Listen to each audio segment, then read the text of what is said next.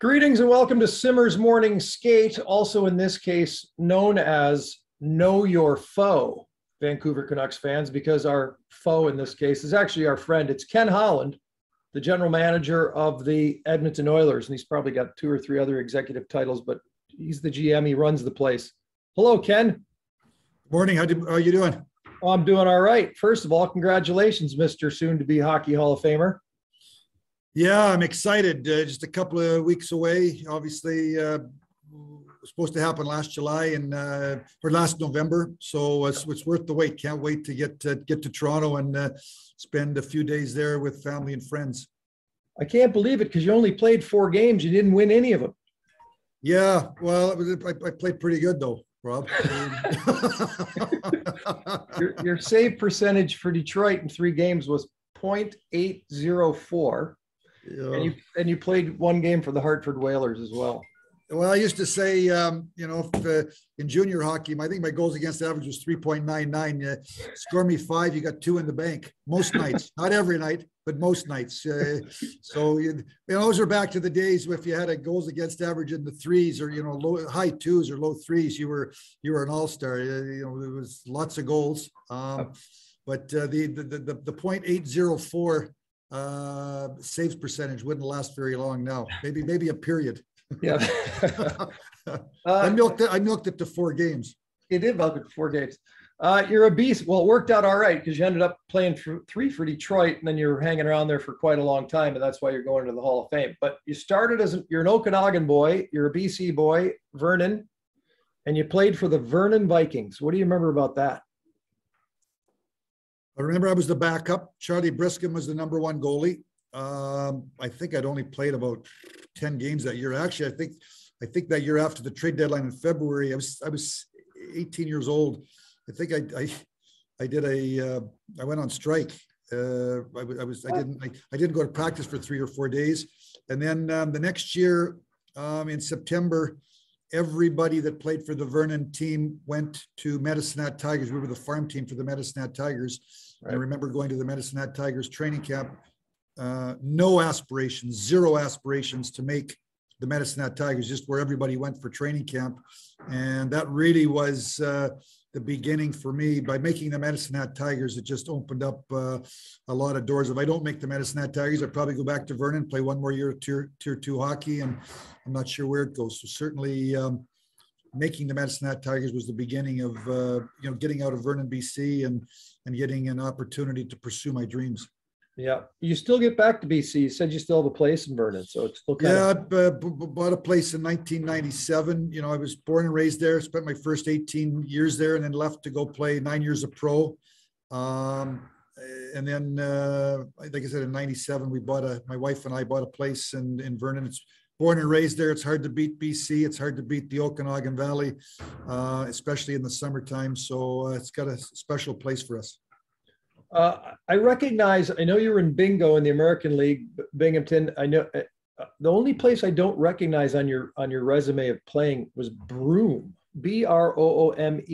And was that the old North American League? What the hell was Broome? Well, that's Binghamton. It was called Broome. It's Broome County. So they call them the Broome Dusters. Yep. But that was my first year pro, the North American Hockey League. I went to play. I went to the Medicine Hat Tigers training camp with no aspirations, and a bus of us, the Vernon team, all my friends, and then these cuts started to making, and some of my friends that were, in my mind better than me, they were cutting and they were going back to Vernon on the bus. It was a bus load, and there was a few of us. Don Murdoch, who I played junior with, stayed, and then I remember I just want to get to the intra-squad game. I think it was the black-orange game, and I got to that game, and I was down to like the final 6 goalies, and I thought, I've accomplished all my dreams and goals. I remember I sort of stole a jersey. I stuffed a Medicine Hat Tiger jersey into my duffel bag because I thought the next day I'd be getting the heave-ho. Yeah. And, the next day, and I played a couple of preseason games. I remember I played 1 good preseason game, and the coach Jack Shoup asked Don Murdoch, does Ken Holland play like that all the time? And Don said, well, if you give him a chance, he'll play good for you. And then as it turned out, I made the team. And then I told Luke Wyshynski, the trainer, that I took the jersey. So I gave the jersey back to Lou, the trainer. When the season started, that was it was my gift back, I guess. And then I was drafted by the Toronto Maple Leafs after my first year. I went to Toronto's camp, and I remember going to the landing in Toronto. I mean, I'm a little guy that's been from Vernon, BC, the Medicine Hat and the prairies, and my eyes were the size of saucers when I landed in Toronto, and they took me up Yonge Street to the hotel to go to training camp. And I can still remember, two people skating. I went to Buffalo's camp and I went to Toronto's camp. Borja Salming, the way he skated, yep, and Gilbert Perreault, the way he skated. I never, they were so powerful. Just the sound that their skates made in the ice. And, and then I ended up going back and playing a year of overage junior in Medicine Hat. And then I didn't have a very good year. Toronto didn't want to sign me. So I went to San Diego's camp of the World Hockey. It was owned by Ray Kroc, the owner of McDonald's. I remember Ray Kroc addressed us the first day of training camp. And then at the end of training camp, I got sent from San Diego to Binghamton, Broom Dusters of the North American Hockey League. And I ended up playing for the Broom Dusters of the North American Hockey League. And the next year, Binghamton, or the Broom Dusters, got the American Hockey League expanded. And I think four teams from the North American Hockey League, Philadelphia, Binghamton, and a couple others moved in, and then I was an independent. I was on an independent American League contract for a year or two with Binghamton in the American League. Right, and then a little. And I played in Binghamton for actually I played 9 years of pro. Yep. I think I played in Binghamton for 4 years, and then Boston took over their farm team, Binghamton. And I went to Boston's camp. I got cut, and my coach, my first year in the American League, was a guy by the name of Larry Kish. And Larry Kish was now coaching in Springfield of the American League. They were affiliated with the Hartford Whalers. So I ended up going over to Springfield, and I played with Springfield, the American Hockey, and then Hartford the next year bought Binghamton. So now I go back to Binghamton as a member of the Hartford Whalers. So I played 9 years of pro, 6 years in Binghamton, 1 year in Springfield, Massachusetts, and 2 years. My last 2 years were with the Adirondack Red Wings of the American Hockey League. And then Detroit, and then you transition into various jobs. You're helping out, you're scouting, and then you become the assistant general manager. And then right after the first cup, when they break their drought in '97, that's July, you take over as a general manager. That is correct. I mean, so after my first 2 years, my last 2 years of playing in Adirondack Red Wings, I went back home, and I'm 29 years of age. I'm a 5'8" goalie with a saves percentage of about 87, 86. Yeah. It wasn't a big market. It wasn't a hot market for those kind of stats and that kind of age and that size. And my agent was having a hard time finding me a job. And Jim Devellano happened to be having a conversation with Bill Dineen, my minor league coach. And Jimmy D told Bill Dineen that they were not going to re-sign me. They had, I think, Chris Pusey, the young prospect, they were going to turn pro. And then he happened to tell Bill that he's looking for a Western Canada scout, that Wayne Meyer, who had been the Western Canada scout for the Red Wings, was going to go back to work for the Portland Winterhawks. And Bill Dineen said he would, he strongly recommended hire Ken Holland. I think he'll do a great job for you. And I ended up getting a call a few days later from Neil Smith, the chief scout at the time of the Red Wings, and Jim Devellano interviewed me. And on Bill Dineen's recommendation, Jim Devellano and Neil Smith hired me as the Western Canada scout for the Red Wings. So 4 years as the Western scout. In 1989, Neil went to New York to be the general manager of the New York Rangers. Yep. Jimmy D elevated me to be the chief scout of the Red Wings, and I was the chief scout from 1989 to 94 for 5 years. And then in 94, I moved to Detroit to be the assistant general manager, and I got to work every day with Jim Devellano and Scotty Bowman, and I did that for 3 years. From 94 to 97, we won our first cup in 97. I was assistant manager, but working with Scotty and Jimmy D was like going to school for me. Yeah, I was going to say, I'm assuming we'll hear these two names in your speech. Have you been working on the speech? I've been working on the speech. I've gone through a couple of drafts. I've actually close to another draft today. Later today, I've been talking. I got the Hockey Hall of Fame as a speechwriter. I've been using him to kind of guide me. So I'm just I've got another way. I've got to get the speech to the Hall of Fame 5 days in advance of the induction. So I've got another week here to kind of fine tune and make sure I get everything in there that I want in a timely fashion, because sometimes, as we know in this thing, Rob, I can get long-winded. Well, if you want the spelling of my last name, because I do know that I did write your favorite book. You did. Yeah. It's on my coffee table. I was going to say it better be. It's the best seller in the Holland house. Yeah, it's pretty good. You'll also notice he never goes far away from me. Oh, number 9. No, it's a pretty good number. 919 and 5. Yeah, pretty good. They did all right.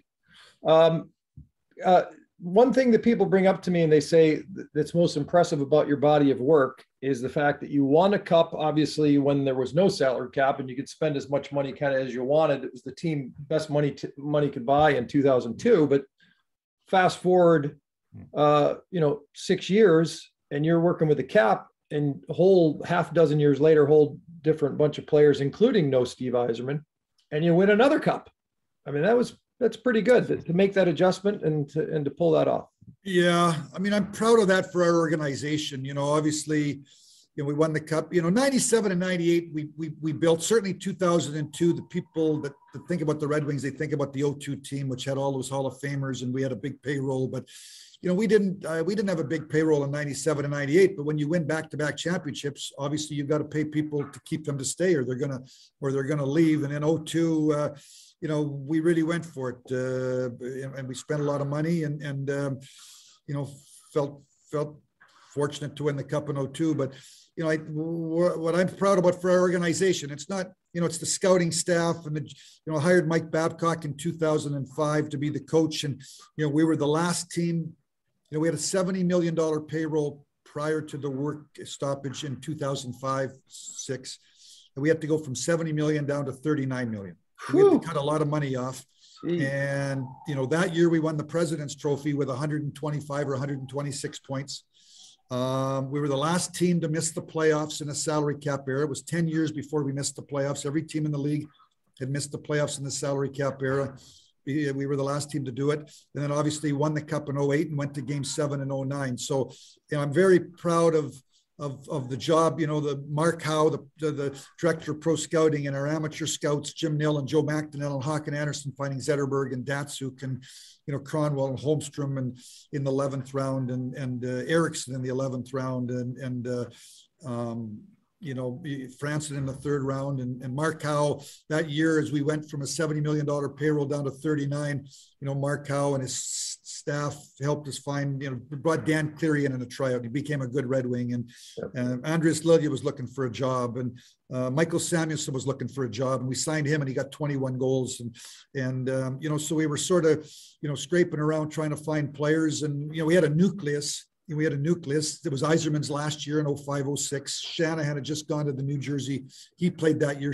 Brendan Shanahan, he left to the New Jersey Devils. So I'm proud of our organization, like coming out of that work stoppage, how, our amateur scouts and our pro scouts really dug in and did a tremendous job. And, obviously we went from, and the constant through it all was Nick Lidstrom, number 5. He was there from the early 90s through 2011 or 12. So, we had a franchise defenseman that won 7 Norris trophies. And so coming out of 05-06, you still got Lidstrom, and then the emergence of Zetterberg and Datsuk. And sort of the baton was handed from Fedorov had left in 04 to Anaheim, but Shanahan, Yzerman, Fedorov basically over the course of a couple of years handed the baton to Zetterberg and Datsuk, and Zetterberg and Datsuk carried they were along with Nick Lidstrom, and then we signed Brian Rafalski as a free agent in 07 and kind of had another nucleus there that carried us to some, the Stanley Cup in 08 and game 7 of the finals of 09. 09, yeah. Nick, you don't need to remind the Vancouver fans about 0-2 and Nick Lidstrom because, of course, Yeah, down in the series, and then the center when ice we were down goal. 0-2, we were down Yeah. 0-2. I remember He scored the center ice goal in game. Yeah, game two, we lost. They beat us Saturday afternoon in Detroit. And when the game was over, you know, the fans, I know there was 3 or 4 jerseys of Red Wing jerseys were thrown on the there was some unrest. And I remember we jumped on a plane and we got to Vancouver that night. And I remember as we got off the plane and the bus, when the bus come out of the, you know, the private terminal, there was 3 or 4 or 5 cars of kids, you know, young teenagers and, you know, in their high teens and young 20s. And they had brooms. We were down, you know, we were 0-2 and they drove it. They were on both sides of the bus. They took us all the way from the airport to down to the Pan Pacific. It was a very humbling 30-minute drive, I can tell you, and I probably motivating too. And then as you know, certainly game 3, Nick Lidstrom scored from center ice right at the end of the second, I think. Yeah, I think so. Shanahan scored early in the third, and all of a sudden we got back in the series. And then I remember game 4, I think we were a close game, and I think we had somebody, maybe Chelios or somebody took a 5-minute major. And Dominic Kasich put up a wall for 5 minutes, and we found a way to win game 4, and all of a sudden went back home and with this, you know, leveled the series at 2-2. But certainly, you know, it was a tremendous series, and feel very fortunate that we were able to find a way out. But you know, championship teams, you win the championship. There are moments when you've got to step up and take your game to another level. And certainly our guys in game 3 and games 4 in Vancouver did that. But Vancouver had a tremendous hockey club as well. That's part 1 with Ken Holland, the general manager of the Edmonton Oilers, of course, a Vernon, BC boy. And we'll continue the conversation in part 2 for our VHN Plus subscribers, talking about the Olympics, representing Canada as an assistant general manager for Team Canada, also trying to build a winner in the Pacific Division in Edmonton. Of course, that's why we also refer to this Simmers Morning Skate, but also know your foe, because obviously the Oilers and the Canucks head-to-head at various times, and who knows, maybe in the postseason as well. Part 2 coming up. We'll see you then.